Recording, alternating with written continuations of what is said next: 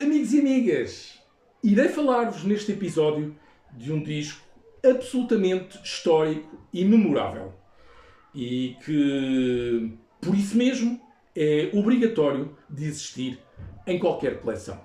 Contudo, no meu caso, ao longo das várias tentativas que fiz para o adquirir, dei alguns tiros ao lado, falhando o alvo. Apesar de tudo, com bons retornos. Não foram fracassos, muito pelo contrário. Mas para não ser um episódio excessivamente longo e que poderia tornar-se aborrecido para vocês, ele será dividido em 3 partes, ok? Ou melhor, 3 sub-episódios. Será um 3 em 1 ou um 1 em 3?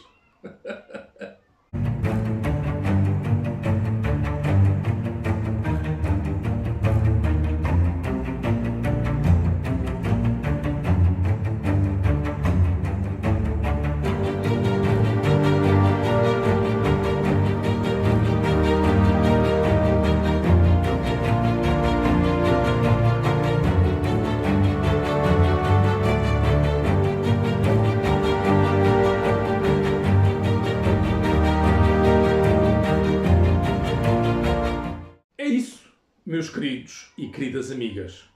Há discos que levam uma eternidade para serem encontrados.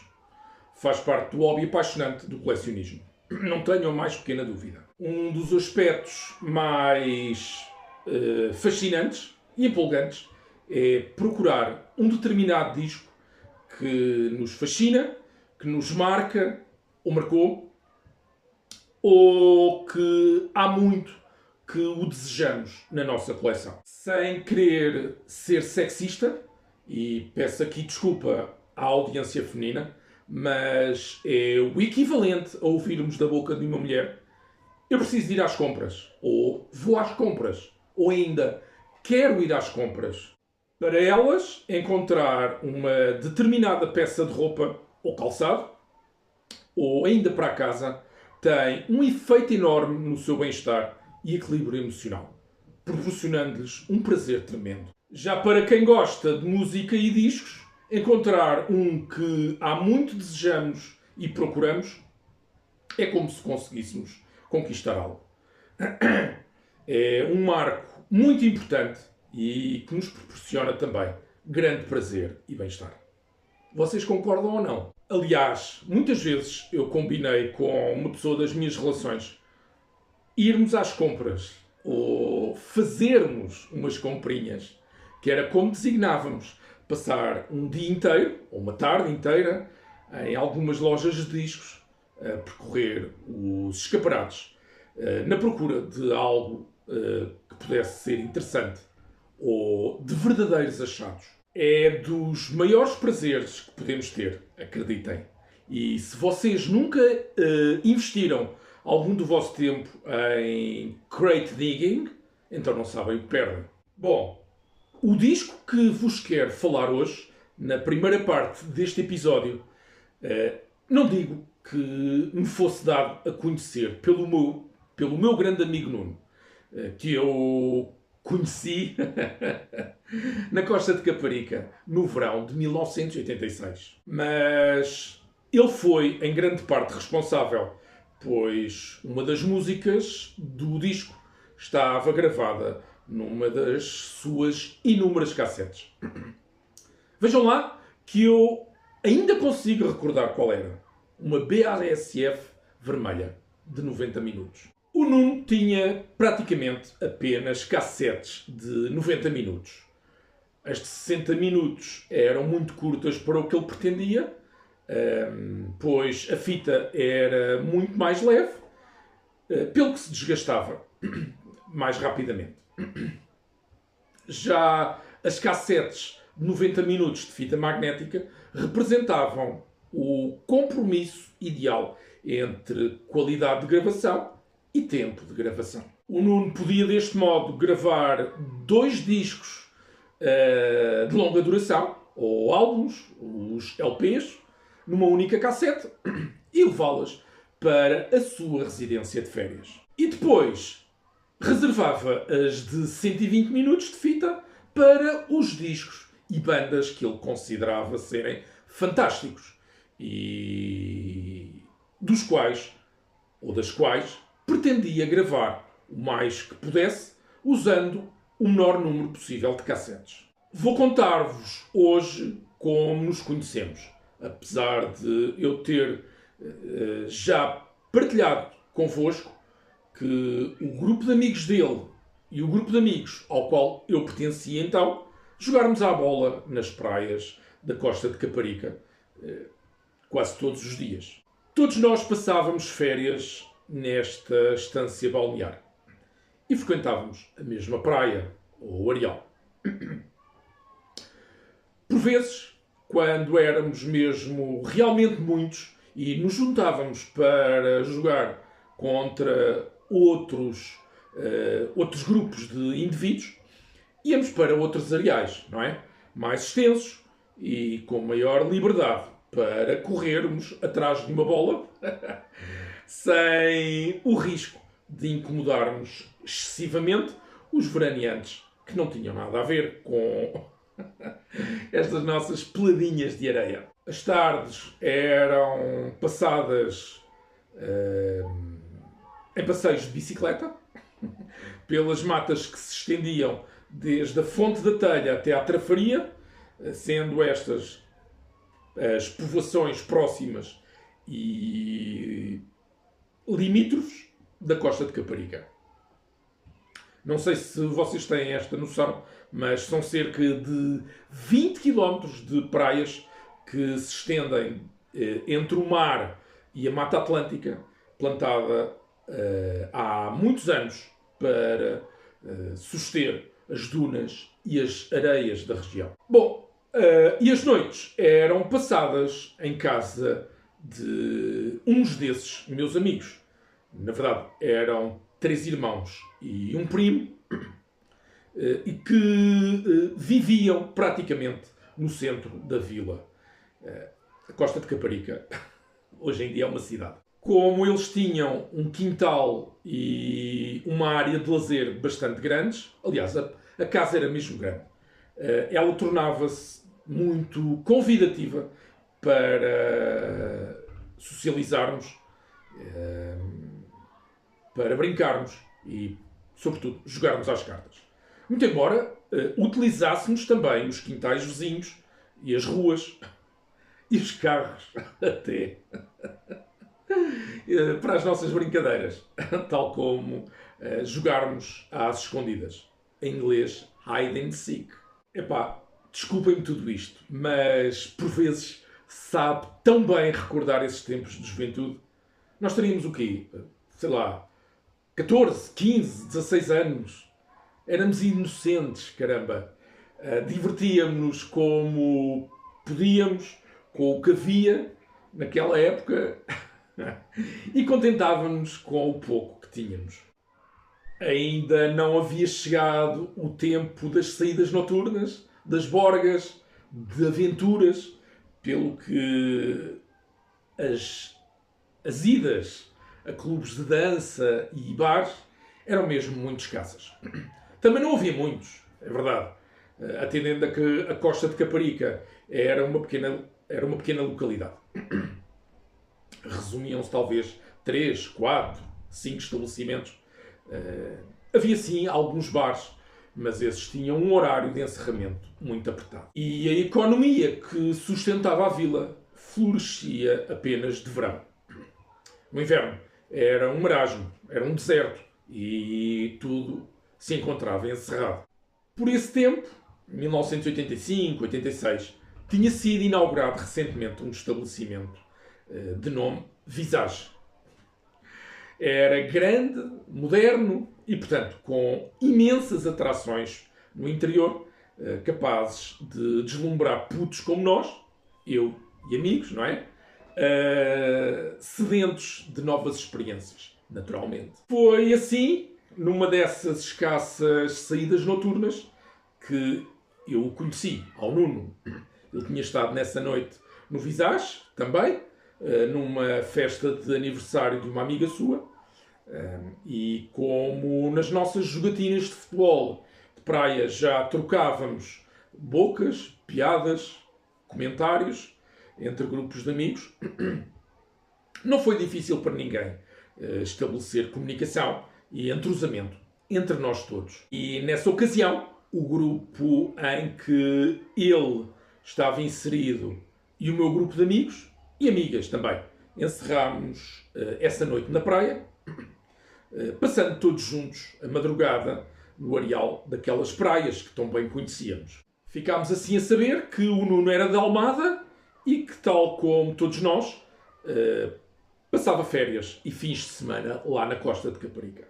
Após essa noite e manhã, ele começou a participar cada vez mais nas nossas atividades e brincadeiras, fosse na praia, mas também nos ditos passeios de bicicleta. E à noite, nos jogos que fazíamos, tal como o Pictionary, por acaso não estou a dizer corretamente, os jogos de tabuleiro passaram a ser habituais bem mais tarde, quando eu estava já a desligar-me do meu grupo de amigos de então, e ele retornou ao velho grupo de amizades dele, que, entretanto, também estava a desagregar-se, tendo-me arrastado com ele. Bom, mas tal como eu já falei em outras ocasiões, o Nuno gostava imenso de música.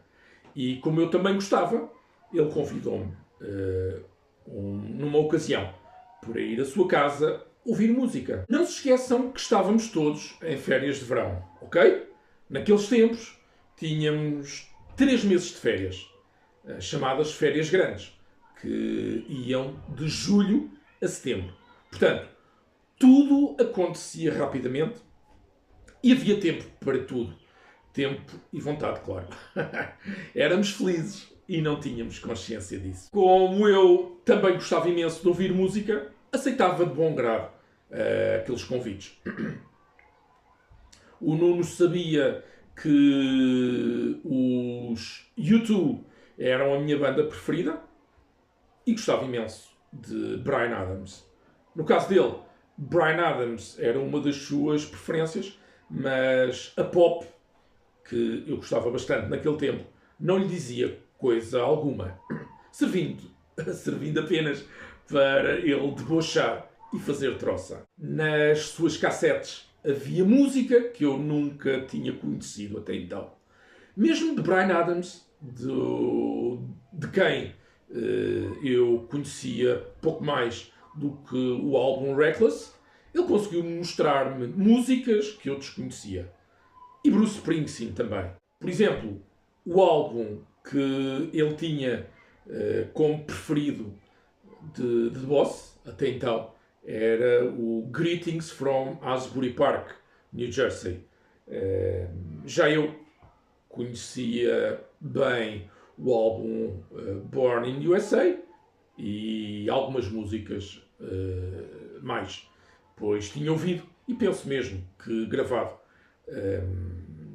a caixa com os 5 discos ao vivo que comprei a meias com o meu amigo e vizinho Lourenço. Numa dessas suas cassetes, como eu disse há pouco, uma BASF vermelha, estava uma música muito curiosa, logo no início da fita. O Nuno anuncia assim: Francisco, vou dar-te a ouvir uma música em que o solo de guitarra é igual ao solo de teclados. E foi isso mesmo. A música tem mesmo o solo de guitarra igual ao solo de teclas. Um deslumbre para mim. This song is called Highway Star. Não é esta a introdução da grande joia dos Deep Purple, o seu disco registado ao vivo no Japão, o histórico Made in Japan? Pois sim, meus amigos e amigas, mas hoje eu não vou falar-vos do original Made in Japan, e sim deste aqui. Queridos amigos e amigas, espectadores do canal Francis Music Dance, eis os Deep Purple e a caixa com 3 CDs. Live in Japan.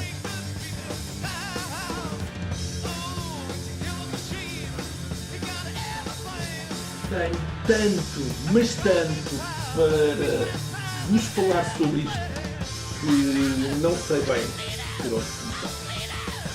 Bom, esta caixa é uma edição de 1993 que registra os 3 espetáculos que os Deep Purple deram no Japão em 1972 e dos quais resultaram no seu tão famoso e histórico álbum Made in Japan, cuja primeira prensagem inglesa em vinil é muito cobiçada em todo o mundo, sendo uma peça extremamente valiosa atualmente no mercado do colecionismo. Aliás, Deep Purple é uma das bandas mais colecionadas do mundo, pois tem também uma história extremamente valiosa e importante na música. O catálogo desta banda é colossal, é de veras inimaginável. Deep Purple ajudou a moldar o mundo da música, tendo sido fundamental na construção de um som mais pesado e denso, conhecido por hard rock, agarrando no rock and roll dos anos 60 e juntando os blues, o jazz e até a música clássica, também progressiva. Tudo graças ao exemplar virtuosismo de todos os membros integrantes, sobretudo os da segunda formação, mais conhecida e possivelmente também a que recolhe maior êxito e sucesso por entre os apreciadores de Deep Purple. Eu não vou falar aqui do género musical em questão, pois é sebejamente conhecido. E também não quero falar da banda, pois não é por aí que estes vídeos são criados. Quero apenas dizer que Deep Purple é das minhas bandas preferidas e ainda não conheço nem metade do que fizeram ao longo dos mais de 60. Perdão. Ao longo dos mais de 60 anos de carreira. Deep Purple são os dinossauros vivos da música, possivelmente apenas com os da Rolling Stones ou real, em termos de longevidade. Depois de ter ficado a conhecer Highway Star, através do meu grande amigo Montanha, só muito esporadicamente eu conseguia ouvir Deep Purple. Vocês acreditam se vos disser que o riff mais conhecido da hard rock só chegou aos meus ouvidos quando eu estava já na universidade? Vocês sabem ao que me refiro, correto? É verdade. Só passei a conhecer Smoke on the Water a partir de 1989. Já que a música, curiosamente, era a versão de Made in Japan.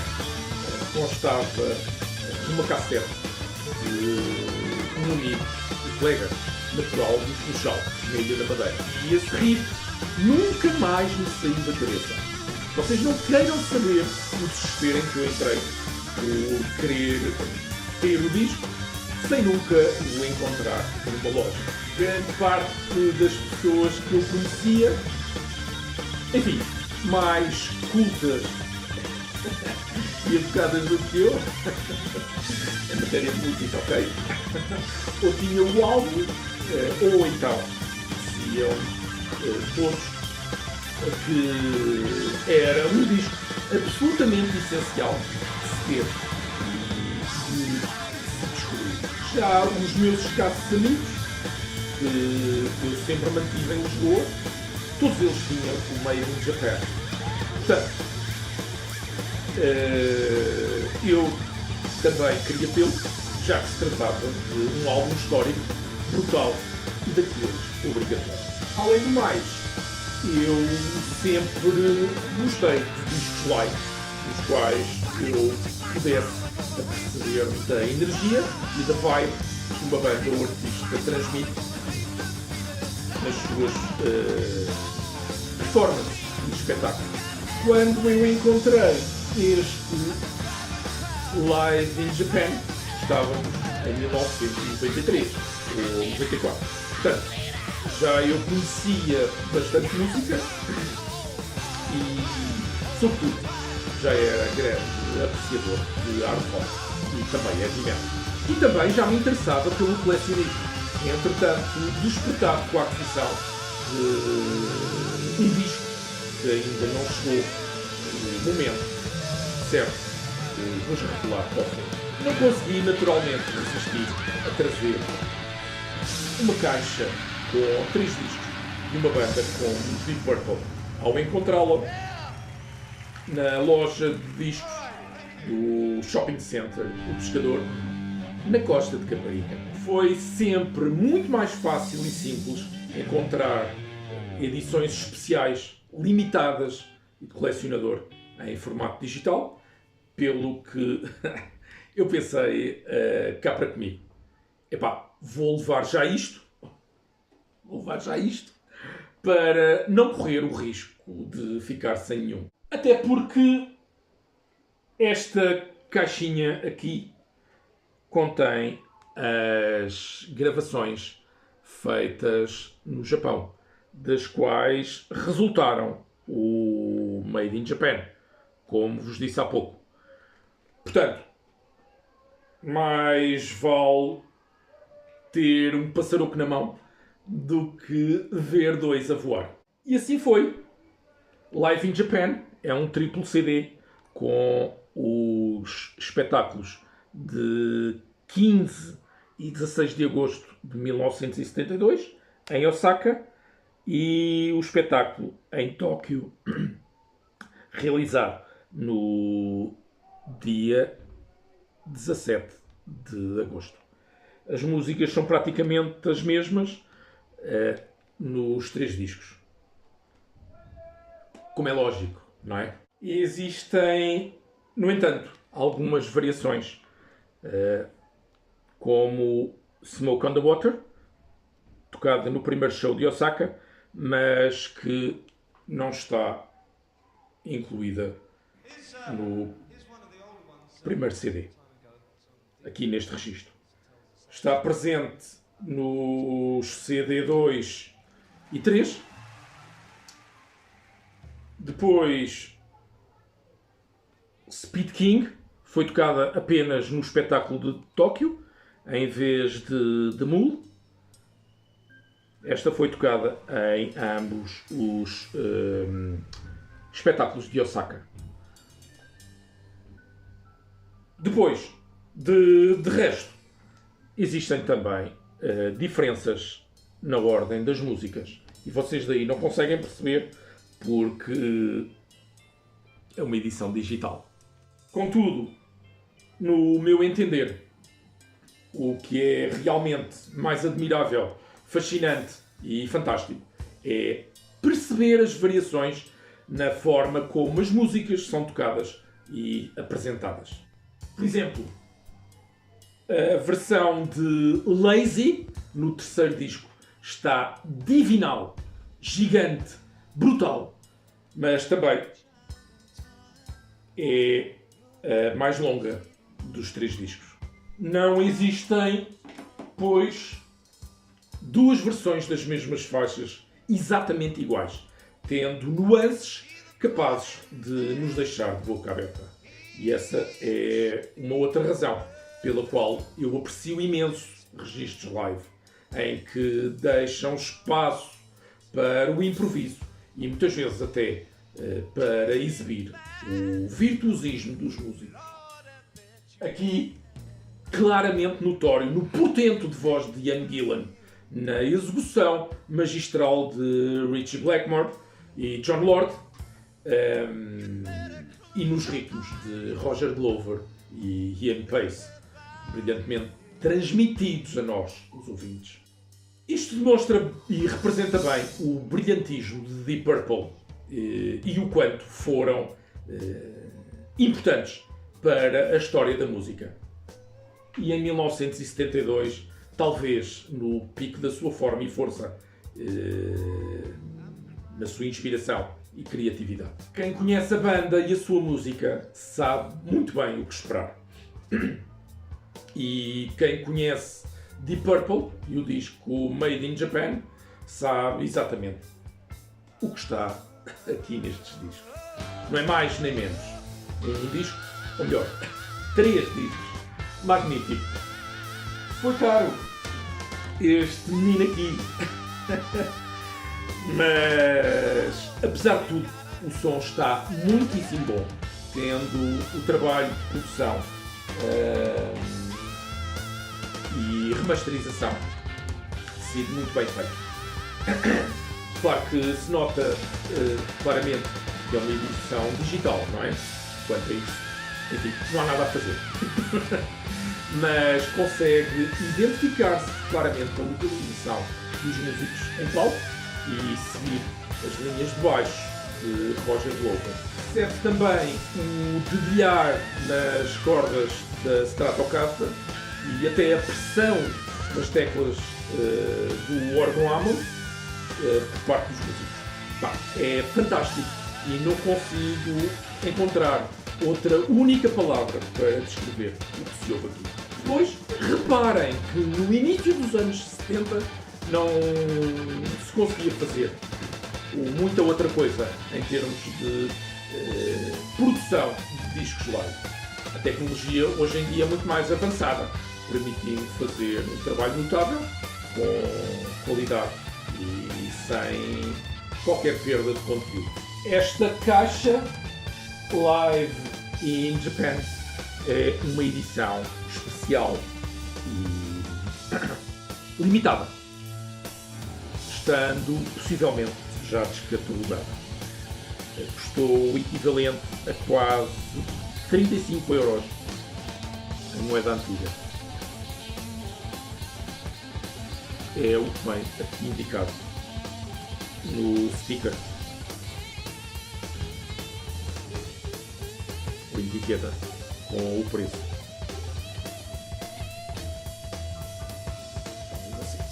Foi penoso, não é? Só vos digo. Pagar este valor em 1993. Apesar de valer muito a pena.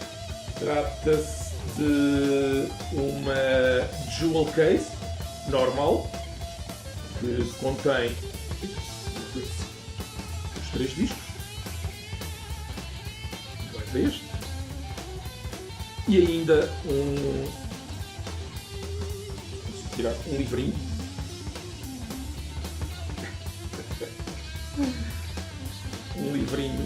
espetacular com 25 páginas onde relata toda a história por trás da digressão da banda no Japão, bem como muitas imagens promocionais da banda, dos concertos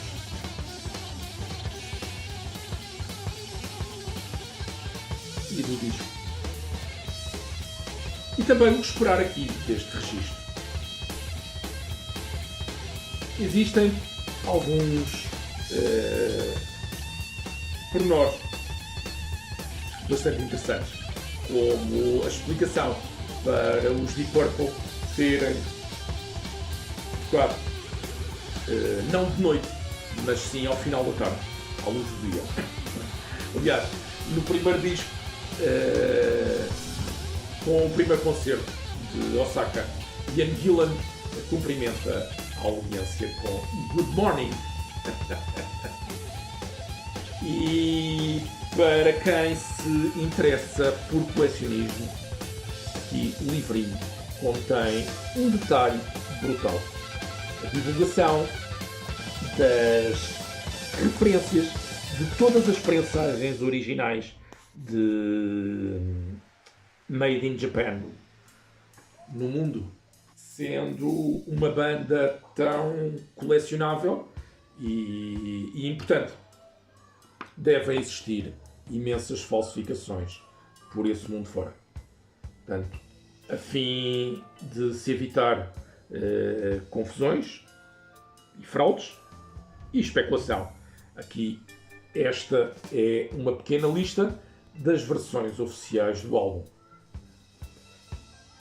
contendo as respectivas referências.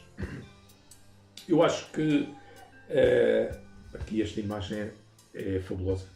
Eu acho que a EMI Records, a editora dos Deep Purple, depois de ter comprado a Harvest era realmente a editora de sempre da banda,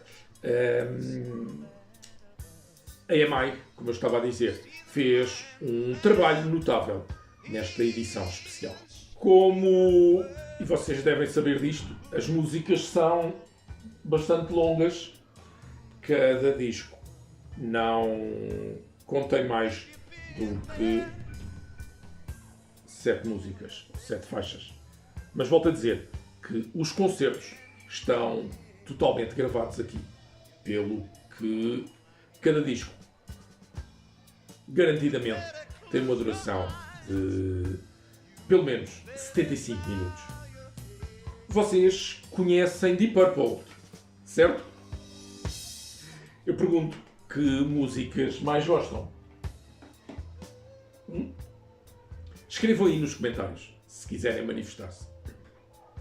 Também não sei se vocês têm esta pérola, mas ela é um item de colecionador. Como tal, mesmo que não apreciem discos digitais,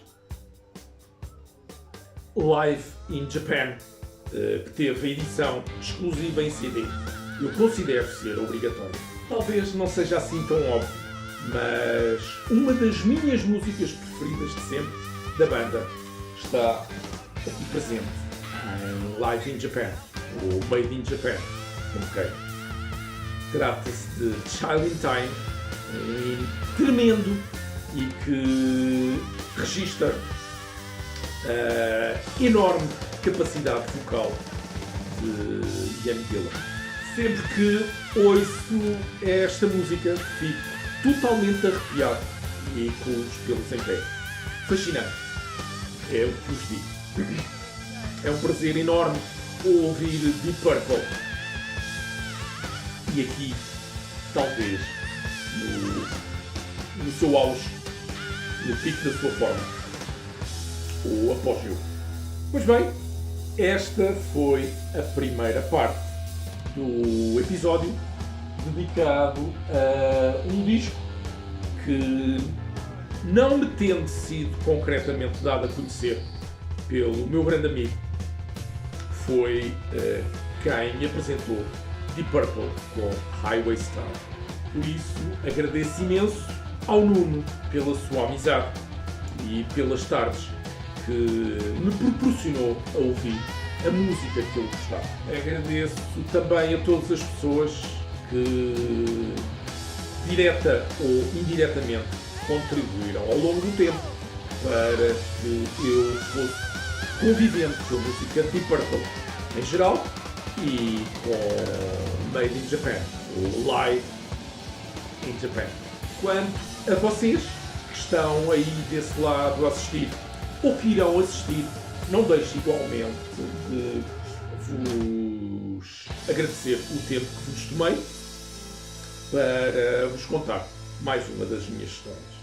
Na segunda parte deste longo episódio, continuaremos a tratar desta aventura dos Deep Purple no Japão. Por isso, ficamos hoje assim e despeço-me com carinho de cada um e cada uma de vocês. Boas audições e até ao episódio número 2. Como será? Ainda não sei. Beijos e abraços.